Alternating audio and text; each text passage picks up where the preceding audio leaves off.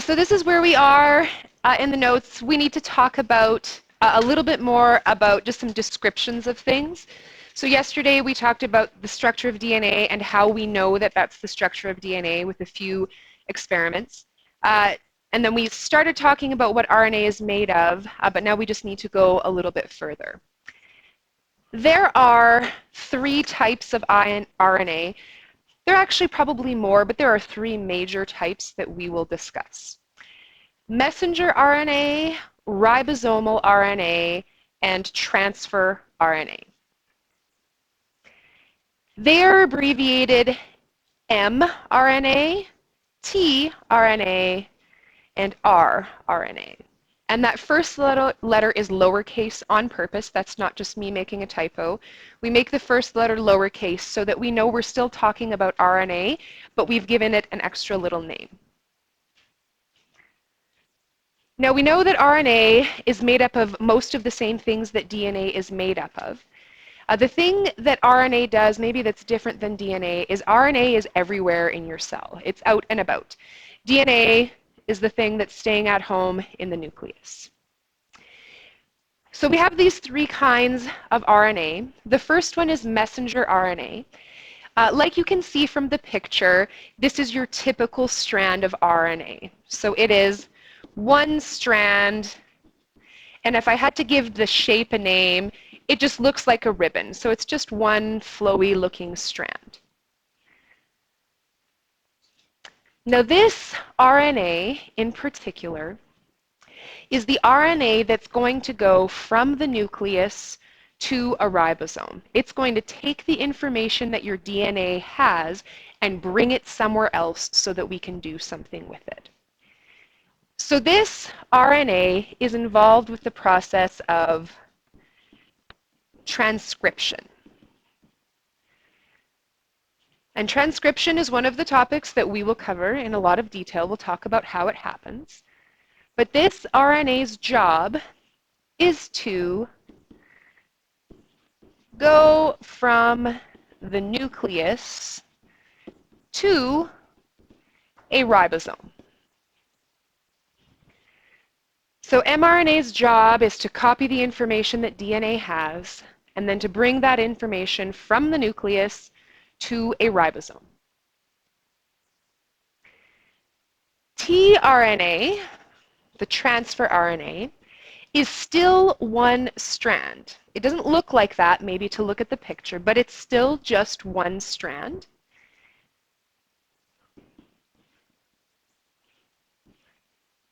And we would refer to its shape as being kind of like a clover, and so I'll just sort of show you where we're getting that from. If this is the beginning of the strand, it kind of comes around and makes three sort of lobes. And so if you think about what a clover looks like, it has those three leaves arranged. That's all one continuous strand. So it's not more than one piece, it's just bent and folded over itself. tRNA's job has to do with something called translation. Translation is where we make a protein from the RNA code. So what transfer RNA actually does is on the end, it has an amino acid attached to it. And so it is going to bring amino acids, and it's going to bring them to the ribosome.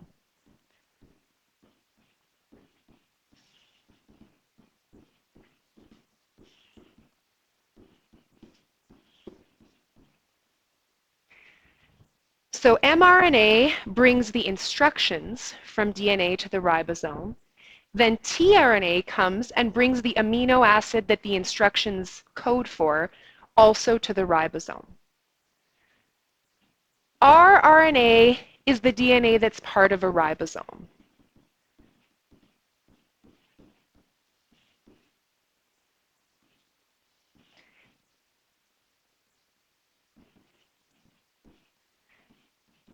So rRNA is the RNA that makes up a ribosome. Now, you've probably only ever seen ribosomes drawn as little circles, little dots inside of a cell, but this is where protein synthesis occurs. Hello. Okay. Jared, do you want to go see Mrs. Donnelly?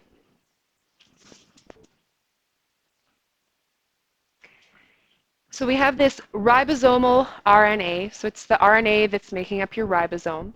This is the location of protein synthesis. These ribosomes could be out in the cytoplasm of the cell, or they could be attached to the rough endoplasmic reticulum. You might remember that, Science 10 a while ago.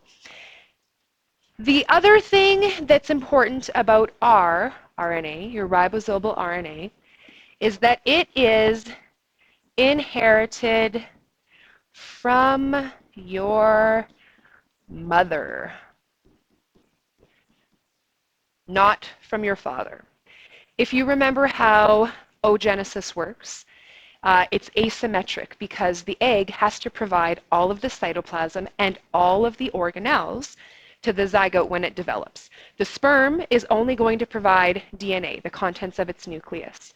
So you got your ribosomes from your mother. That means your ribosomal RNA should match what your mother has. Does anyone have any questions that they want to ask here? So we will talk about all of these processes. Right now we're just describing all of the molecules that we're going to use. The other thing that we need to talk about before we get on to the processes is genes that exist and how we would refer to them.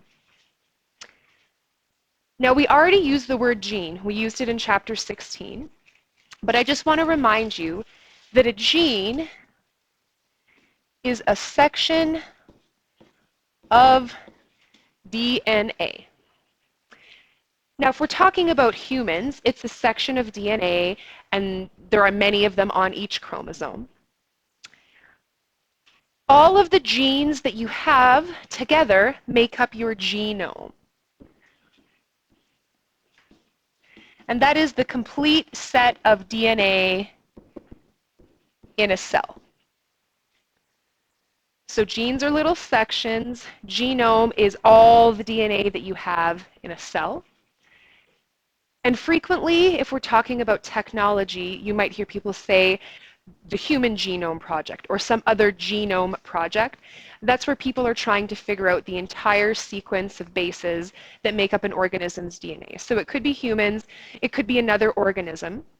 But DNA sequencing is what we do when we are determining the order of bases. So does it go A, T, C, G, or maybe does it go C, T, G, A? What is the order in the entire set of DNA that an organism has? So just as a little example here, on the right is what most prokaryotic cells, like bacteria, and what viruses have as their DNA. They have a big set of circular DNA, so it's not a bunch of little individual chromosomes, but one big circular thing together. So this, as an example, is the influenza virus, so that's the flu, and a lot of work is done on sequencing this. If you get flu shots, you might be interested in how they come about making them. Every year, they try to determine which strains of influenza would be the most prevalent or which ones would be the worst, and they try to make a vaccine against those strains. So knowing the genome of influenza helps to make the flu vaccine or the flu shot. On the right, I put a human one. This should look familiar to you. It's just a human karyotype. But in most eukaryotic cells, the DNA would be organized into chromosomes, so linear chromosomes that frequently come in pairs. That would be the normal, regular scenario. So not every organism's DNA is arranged the same way. Now, to go a little further into genes and what they do, I'm going to give you a few categories that we could use to talk about genes. Now the first two categories would be sort of the main two. We would generally categorize genes as introns or as exons. Introns are sections of DNA that do not code for a protein.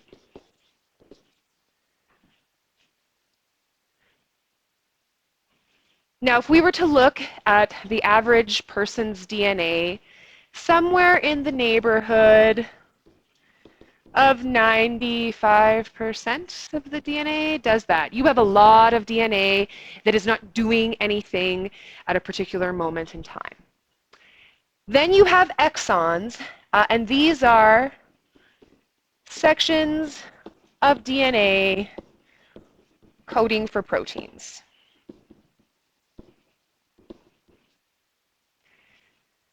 So the whole purpose of all of your genes is to make proteins. And then the proteins are what are actually going to go and do something in your cell and make you look the way you look. Now, of the exons, which would then represent the other approximately 5% of your genes, there are 4 categories that we could talk about. We could talk about first structural ones. A structural exon, we would say, is one that is coding just for your basic type of protein.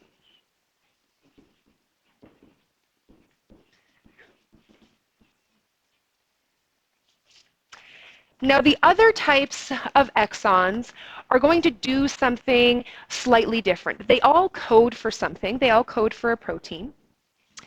But this type of gene, the structural one, is protein coding so that I can actually build a molecule. We're going to make something out of this. The other ones might still code for a protein, but it's so that it can do something else. For example, regulator genes. Regulator genes can be positive or they can be negative. Basically, they will affect other exons. So they will do something that will affect other exons from doing their job. Then there are what we call oncogenes. Does anyone know what the prefix onco, like what an oncologist does or studies, might refer to? So when you see onco, you probably think cancer, or you should now.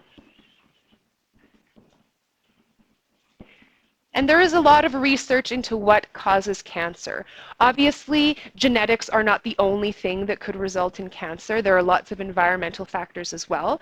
But there is research demonstrating that there are some genes that seem to lead to cancer more often than not. There are other kinds of genes called transposons. So if you look at the beginning of the word, to transpose means to make something move. And these are called jumping genes. So basically we're saying this is sections of DNA that is going to move and change the place where it is, which could affect the other types of exons that are around. Now there are other types of genes that we could discuss. Intron and exon is the main category, and that would be the big distinction that you need to know. Out of those exons, I would say the first 2 are the main categories, and the other 2 are just some interesting little subtypes. At the bottom is a picture, and I just wanted to show you a little something about your DNA. Your DNA stays in your nucleus, but at some point it gets copied into RNA so that its instructions can leave the nucleus and do something else. And a lot of the time, if you take a look, only the exon part actually ends up in the mRNA. And the intron part, the part that's not coding for something, doesn't always get copied. Now, does anyone have any questions right here? Okay, so then I have one more little thing that I'd like to say about regulator genes specifically, and then we're going to take our little break. Regulator genes. So they're coding for something. But what are they coding for? It could either be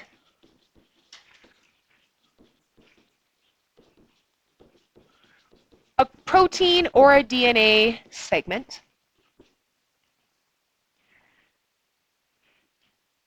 And this protein or DNA segment could be an inductor, it could be a repressor. So a regulator gene is going to code for a protein, but instead of this protein going off and building a molecule, it is going to affect other genes. So for example, an inductor would be something that activates genes, so turns them on, tells them, yes, go ahead, make the protein that you are coding for. And repressors, like their name suggests, repress genes. So we would say they inhibit them. So they prevent them from making the protein that they are supposed to make. And this idea of regulator genes could be the reason that two things with the exact same DNA do not look the same. So this word phenotype loosely means appearance. What characteristics does the organism or does the cell have? And so we could talk about two different cells or even two different people, but let's talk about two different cells. Let's say a liver cell versus skin cell. If they are both yours, if it is your liver cell and your skin cell, they have the same DNA. They have the exact same DNA. So how on earth do they not look the same? How does one of them know that it is supposed to be a liver cell, and how does the other one know that it is supposed to be a skin cell? Well, these regulator genes that are turning on and turning off other genes could be the reason.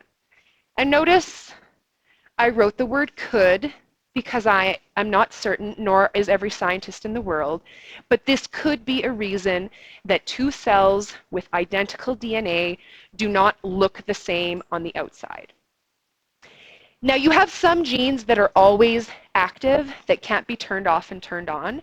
So these regulator genes don't affect everything that's going on, but they could definitely explain why two cells in one person don't look the same.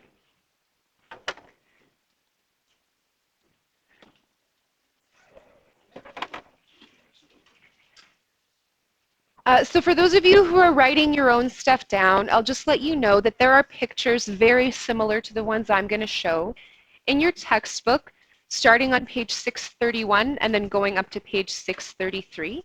So if you didn't print the pictures, you should look at that page of your textbook so that you can see what it is we're talking about. Now we are going to talk about DNA replication first. There are going to be three basic processes that we'll talk about: replication, transcription, and translation. So this is the first of the three processes. Does anyone remember when this happens? When does DNA make a copy of itself? A cell wants to divide, make another copy of itself. When does the DNA get replicated? Yes. During phase S of interphase. So that is a reminder, since we saw this idea in chapter 16 and now we're talking about how it happens here, you could expect that this idea of when it happens in the cell cycle to show up together with a question about DNA replication. Now DNA replication is called semi-conservative. The word semi means part of, so not the entire thing. When we say that DNA replication is semi-conservative, what we mean is that if I were to look at my original DNA molecule, in this particular case, they're both colored blue. In your textbook, they're also both colored blue there, but then the new strand is a different color. Semi-conservative means that when I make new DNA, it has one original strand and it has one new strand. So if on top, that's the original DNA that wants to make a copy of itself, on the bottom are my two new but also identical molecules of DNA. And if you look at them, they both have one blue strand and one yellow strand. So in my new DNA, each of them has a new and an old strand. This means that every time DNA makes a copy of itself, we're keeping some of the original DNA, kind of trying to reduce any errors that might happen in making the new strand. So semi-conservative means that when DNA makes a copy of itself, one of the strands will be the new strand, but the other one will be one of the original strands.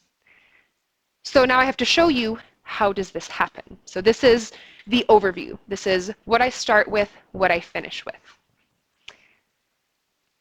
Does anyone have any questions about what semi-conservative means? It's probably the most important word of this whole entire discussion.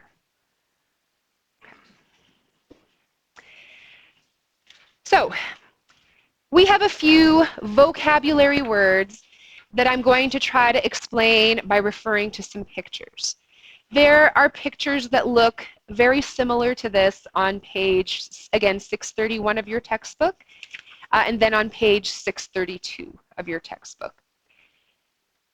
Now, the first thing that we need to know about is the origin of replication.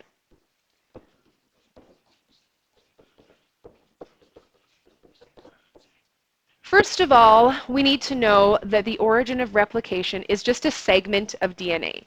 So it's not some fancy extra thing. It's just a section of the DNA that's already there.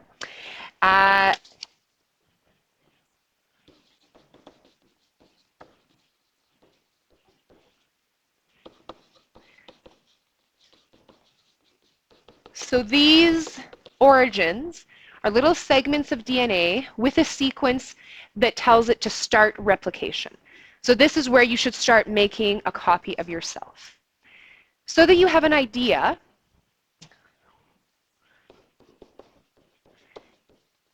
in your average eukaryotic cell, there are thousands of these. So this is not just happening in one place on one chromosome.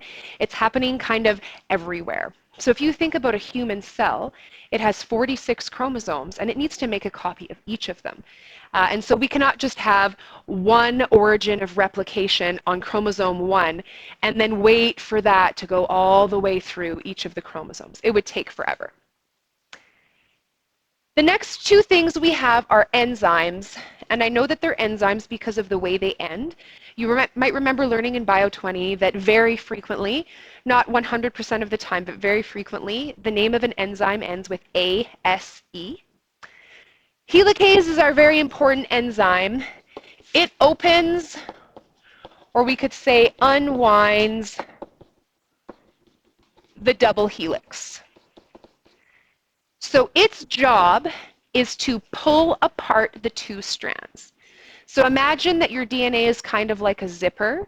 This enzyme is going to unzip the zipper, is going to pull it apart. So if I take a look at my picture down here, this is my original strand of DNA on the top. It's got two blue lines. The little yellow circles are the origins, so they're the segments of DNA telling me, hey, this is where replication should happen. When that occurs, I get these bubbles forming because this enzyme, helicase, has opened up the double helix. So this thing right here, number 1 on that picture, that would be the helicase. It's an enzyme that's sort of trucking along, unzipping the zipper, so pulling the two sides apart. There's a secondary enzyme that's not shown frequently on pictures, but it helps the helicase do its job. It reduces tension between the two sides of the chain so that things don't break. Now, once the helicase has found this origin of replication and started unwinding the double helix, we get a replication bubble. So the replication bubble is where you have two separated strands of DNA. So we've pulled them apart. And at the beginning and sort of the end of each of the replication bubbles, you have the replication fork. So the replication fork is what you have at the beginning or the end of the bubble. So it would be like right here or right there. The way that the shape goes from being a bubble to being just the two strands of DNA. If I were to look really closely, for example, right here, that's a better representation of the fork because you see the two sides coming in and then they just go back to being the regular two strands that are not unzipped. So the point at which the unzipping is happening is what we call the replication fork. So these are just some vocabulary words that we would use to describe what it looks like. Does anyone have any questions about any of those words? So once we get the DNA opened up and we have this bubble, now some things can happen. We have another enzyme. And I know it's an enzyme because it ends with ASE. This enzyme is called DNA polymerase. Poly means many. So DNA polymerase is the enzyme that is going to add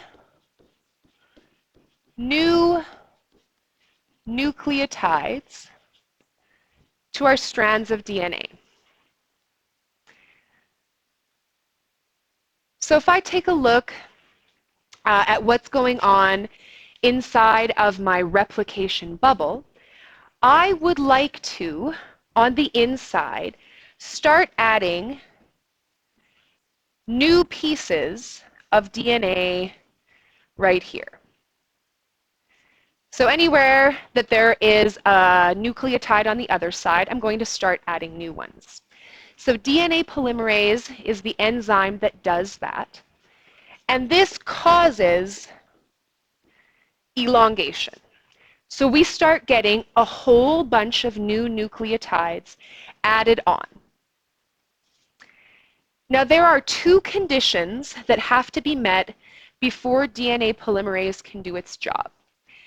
The first condition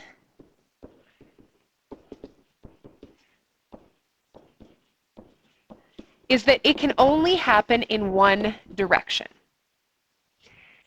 Now I mentioned to you yesterday that one end of a strand of DNA would be called the 5' end, and the other end would be called the 3' end.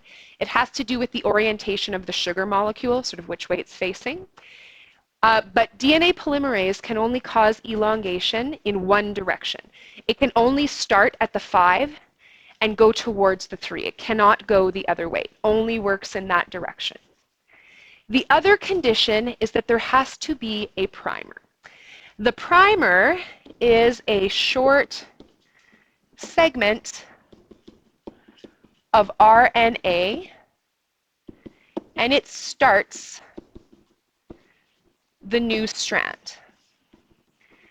So if you've ever painted something before, you might be aware that painting works best if you apply a primer before you paint. It could be with painting your house, it could be with painting your nails, but when you're applying paint, it's good to apply a primer. And the same is true for making a new strand of DNA. We want to have a primer. It's a little segment of RNA that gives the new DNA something to attach to. So primer usually makes it stickier so that the paint will stick. This RNA primer is giving the new DNA something to stick onto. So those two things have to be there before DNA polymerase can start making a new strand of DNA. Does anyone have any questions about any of those terms there? So then our last picture is how it all goes down. We're still looking at one replication bubble. So this would be the fork. This whole section would be the bubble. So we're looking at what is going on inside of the replication bubble. Inside of the replication bubble, we have two sides.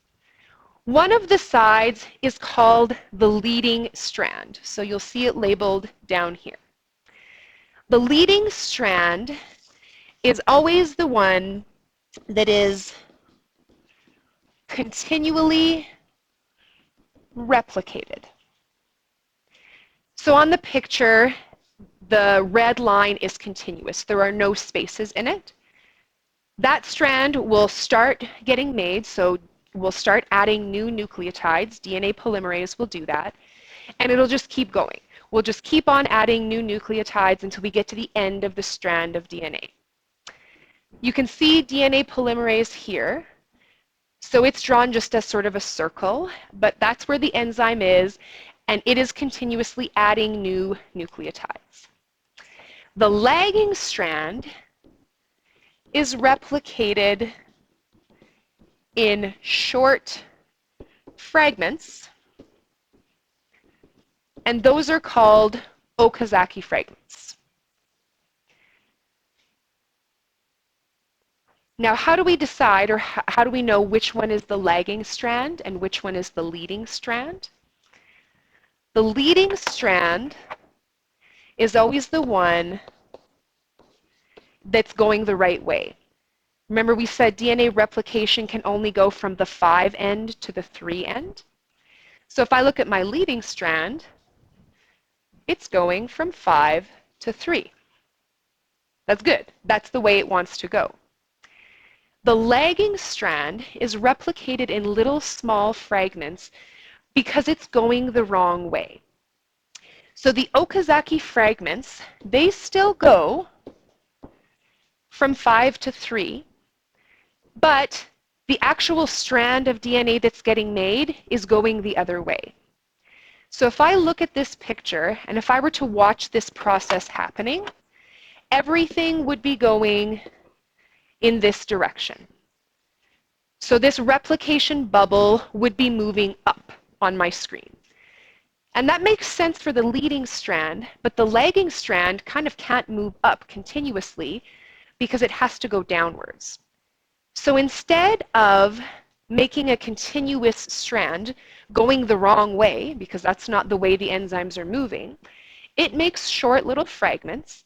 They're still getting made from 5 to 3, even though the lagging strand goes from 3 to 5. So they're little pieces of the lagging strand that are getting made the opposite way so that it's following the correct direction, 5 to 3. We also have a little enzyme, DNA ligase. It attaches fragments to each other, and that's because it's attaching nucleotides together. So it's binding those little fragments together so that there's no spaces between them. Now, DNA ligase is an enzyme. Primase is another enzyme. Primase is the enzyme that adds the primer.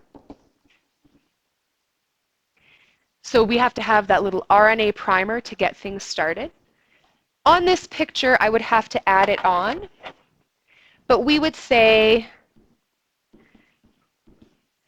the primer would get added at the beginning of each of the segments that are getting made. So that's where primase would be doing its job.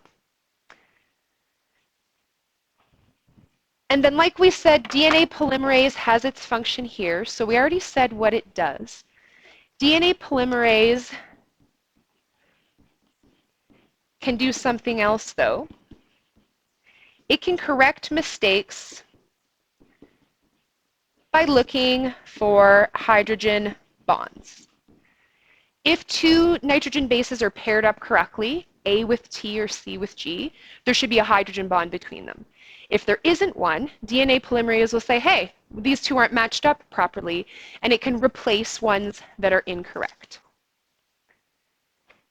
And then finally, we have termination when we have our two new strands of DNA.